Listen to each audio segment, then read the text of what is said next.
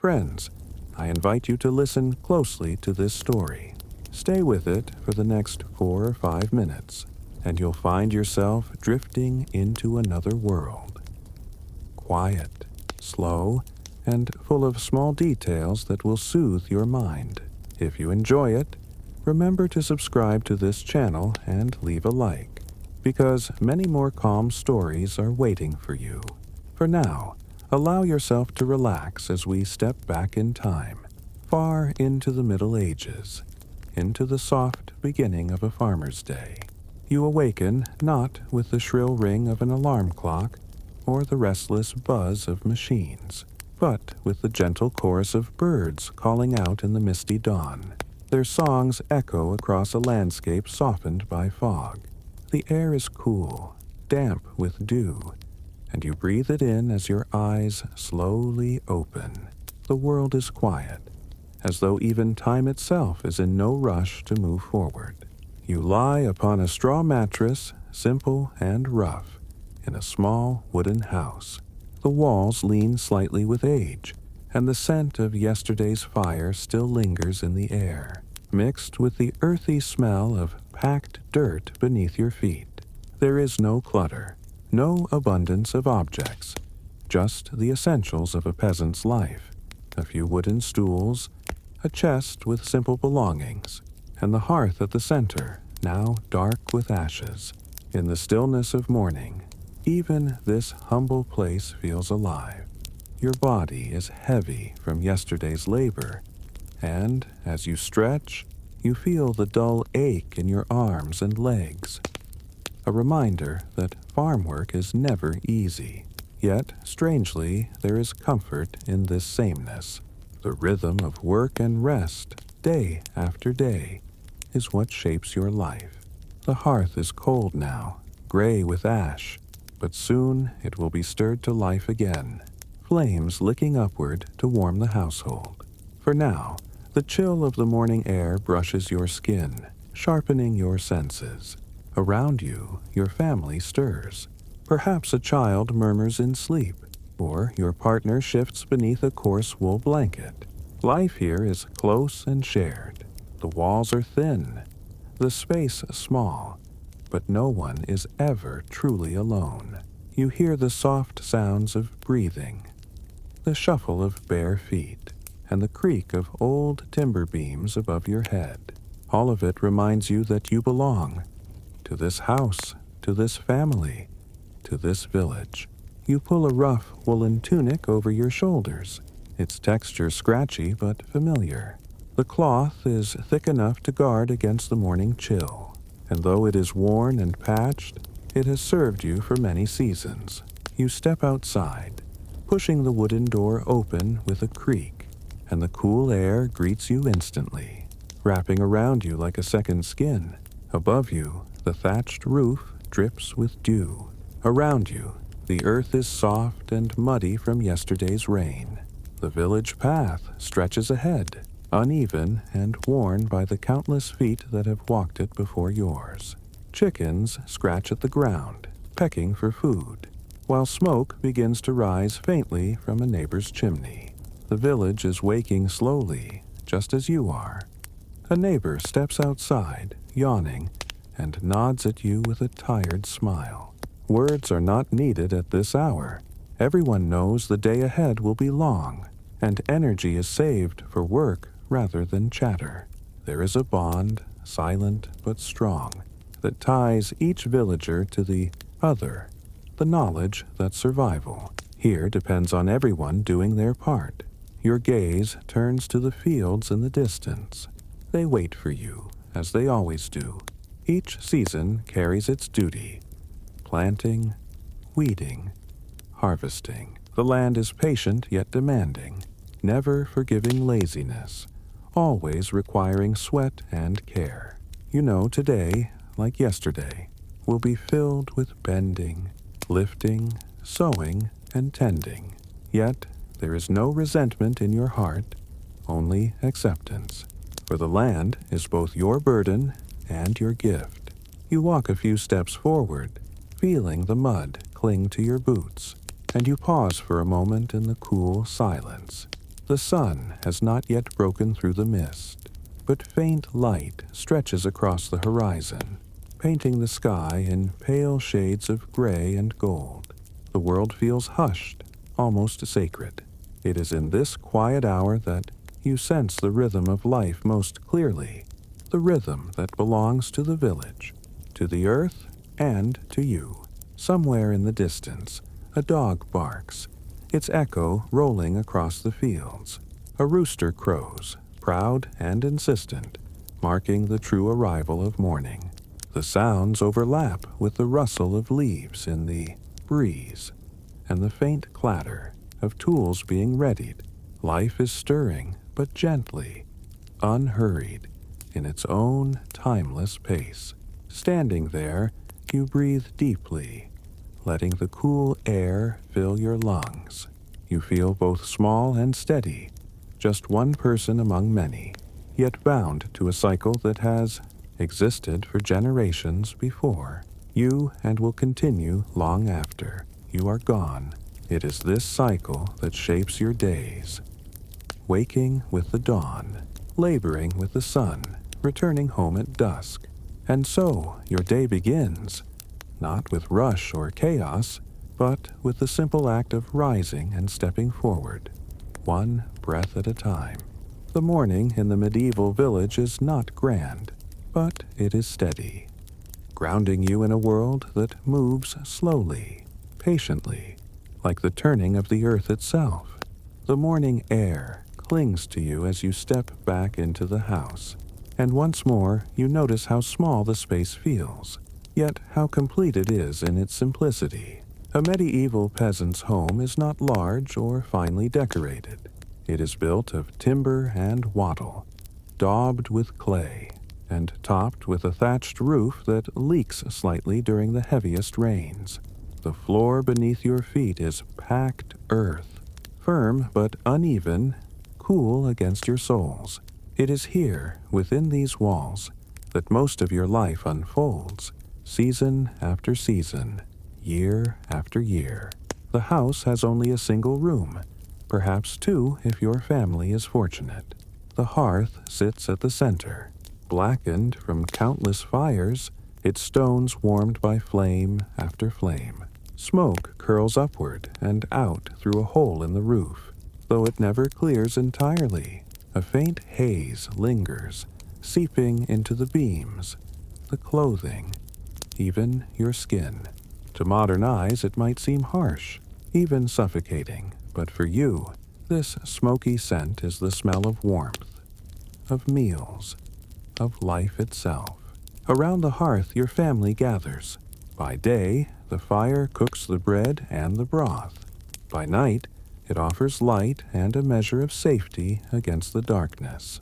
Without it, the house would be cold and silent, a place of shadows. With it, there is comfort, however humble. You crouch by the fire now, stirring the embers, adding twigs and dried bundles of straw until sparks leap again into flame. Slowly, the hearth awakens, the heart of the home beating once more. Near the walls, straw is piled for bedding. It is thin, prickly, and quickly worn, but when covered with a wool blanket, it offers rest after a day's labor. At the far side, a rough wooden chest stores what little you own. A spare tunic, a cloak patched again and again, perhaps a knife or a treasured tool passed down from the parent to child. The possessions of a family fit easily within such a chest. Wealth is not measured here by objects, but by survival. Enough food to last the winter, enough strength to work the fields. The walls themselves whisper of a frugal life. Cracks let in drafts, and in the coldest months, every gap is stuffed with rags or straw to keep the biting wind away. The roof is alive in its own way, filled with thatch that harbors mice and sparrows. The house is never truly still. The sounds of small creatures moving above or within are part of your nights. You know them not as pests to be eliminated, but as fellow dwellers in the great web of life. Children play on the dirt floor, their laughter rising like music in the dim light. They are dressed in rough tunics, cut from the same coarse cloth as yours. Their feet are often bare, hardened by the soil of the village paths. They have few toys, perhaps a wooden doll, a ball of cloth, or simply a stick to strike against the ground. Yet they play happily, their imaginations filling the gaps where possessions are scarce. Your partner moves quietly around the hearth, placing an iron pot above the flames. Inside, a porridge of oats begins to thicken, stirred with a wooden spoon that has served the family for years. The smell is plain but comforting. This breakfast, like every meal, is modest. Bread, if there is flour, broth, if vegetables or herbs can be spared, and ale brewed weak but steady, safe to drink when water is not. Rich flavors are rare, variety even rarer, but hunger is satisfied, and that is enough. As you sit, you notice how every part of the home serves a purpose. The stools double as workbenches. The small table is for eating and mending clothes alike. The space is always shifting, reshaped by need, because nothing is wasted, and every corner has meaning. Life here teaches you not to long for abundance, but to value what little you have. The sound of crackling wood fills the silence. Shadows flicker along the walls as the fire grows stronger. Smoke seeps upward and curls through the hole in the roof. Light filters in through narrow slits cut into the walls, too small to be called windows. They let in air but also draft, and so cloth is often hung across them, leaving the house dim. Yet in this half-darkness, your eyes adjust, and you see everything. The straw, the tools, the hands of your loved ones, all tied together in the slow rhythm of survival. The home is not private in the way modern homes are. Family life unfolds before everyone's eyes.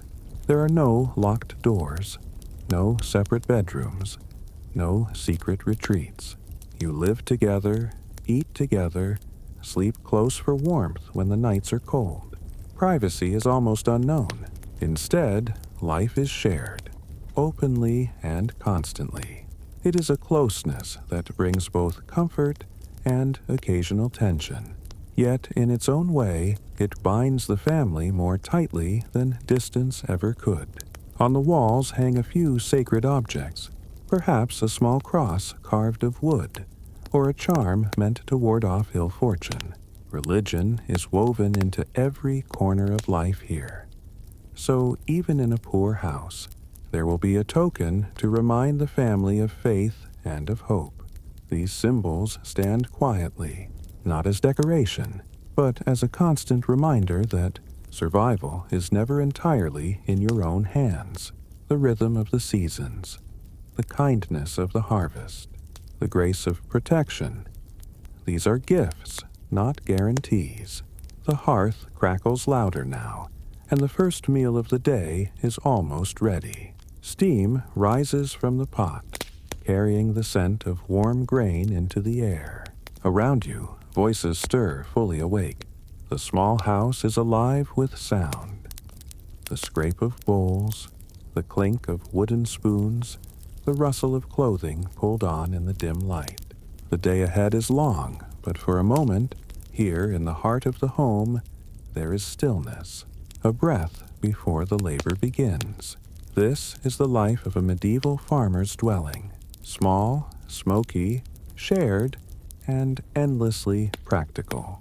There are no luxuries, no shining decorations, yet there is warmth in the fire, shelter from the rain, and company in the closeness of family. These walls, humble as they are, hold a rhythm as old as time. Rise, work, eat, sleep, and wake again. And so, in the flicker of the hearth and the creak of timber beams, your life continues, steady, fragile, and deeply human. The fire in the hearth has grown steady, the small flames licking the blackened stones, and soon the first meal of the day is ready. For a farmer in medieval Europe, food is simple, repetitive, and shaped entirely by the rhythm of the land. There are no feasts here, no great variety, no tables heavy with meats and fruits. Instead, there is bread, dense, coarse, and filling alongside, porridge and a weak ale that quenches thirst when water cannot be trusted. You sit at the wooden table, rough-hewn and scarred with years of use. Wooden bowls are placed before you, and into them goes the thick porridge simmered since dawn, made of oats or barley, sometimes flavored with a little salt, sometimes with nothing at all. It is plain and heavy. Yet, when you are hungry, it is enough. A spoonful warms your mouth, grounding you in the reality of your day. Food is not for pleasure, but for survival. The bread, baked earlier in the week, sits on the table too. It is dark in color, heavy with rye or barley, and it crumbles easily. Its crust is hard, its inside dense, and though it is not soft or sweet, it fills the belly. Bread is the heart of every meal. Sometimes, when grain supplies are short, the flour is stretched with ground beans, peas, or even acorns. The flavor becomes bitter, but hunger allows no choice. You chew slowly, each bite carrying with it the labor of planting, harvesting, grinding, and baking. The ale, weak and cloudy, is poured into wooden mugs. It is not strong in taste, nor meant to intoxicate. It is brewed in every household, often by women, and is safer than water, which carries sickness from stream and well. The ale is mild, nourishing in its way, and drank by children and adults alike. Its warmth eases the dryness of the bread, its liquid comfort balancing the heaviness of the grain. This is not a breakfast of variety, but one of constancy. Day after day, the same foods appear, shaped only by the harvests of the season. In summer, there may be a handful of berries, fresh and sharp on the tongue. In autumn, a few apples or nuts gathered from the woods. In winter, dried peas or beans stretched into thin stews. Meat is rare, reserved for feast days, or for when an animal grows too old to serve in the fields. Even then, the cuts are boiled into broths, every part used, nothing wasted. As you eat, the sounds of the house continue around you. The crackle of the fire, the scrape of wooden spoons against bowls, the faint laughter of a child licking porridge from a spoon's edge. Hunger quiets talk, but there is a comfort in this silence too. Each mouthful is a reminder that survival continues, that despite the harshness of life, there is enough, at least for today. Food is labor as much as it is sustenance. Before you lies the bread, but behind it lies hours of grinding grain by hand, turning heavy stones in the village mill, kneading dough with tired arms and tending a smoky oven. The porridge, too, comes from months of planting and tending, from fields of barley or oats that demanded your sweat beneath the sun. Every meal you eat is earned with muscle and time. It is never free, never easy, and yet there is gratitude in each bite. You do not compare the meal to rich banquets you will never see. You measure it against hunger, against the fear of an empty chest in winter, against the memory of lean years when even acorn bread was scarce. With food before you, however plain, you feel a quiet relief. Sometimes, on special days, the meal is brighter. Fresh cheese may appear, curdled from the milk of a cow or goat. A bit of butter, golden and soft, might be spread upon bread if luck has been kind. On rare occasions, honey glistens like sunlight in a small pot, and its sweetness feels almost divine. These are not everyday foods, but gifts, fleeting and cherished, remembered long after they are gone. Most days, though, it is the same bread, the same porridge, the same ale. To modernize, it might seem dull, but for you it is grounding, steadying, a rhythm as sure as the sunrise. The body needs no more than this to rise, to work, to live. And in this simplicity, there is a strange kind of peace. After the bowls are scraped clean and the last of the bread is chewed, the table is cleared, the wooden bowls are rinsed, the mugs set aside, and the house grows quieter again. Outside, the fields wait, and your stomach, now heavy with grain, prepares you for the long hours ahead. This meal, though modest, is the fuel that carries you through labor. Each bite is energy to lift the hoe, to guide the oxen, to bend and plant and weed. You eat not for indulgence, but for strength. And when the meal is finished, you are ready. Bread, porridge, and ale. This is the trinity of the medieval farmer's table. It is humble, repetitive, sometimes bland, but it sustains. It is the food of survival, the taste of endurance, the quiet strength that allows life to continue. Day after day, season after season, generation after generation. And so, with your hunger eased and your body prepared, you rise from the table, push back the small stool, and step again toward the door. The morning is older now, the sun beginning to pierce the mist, and the work of the fields calls you forth.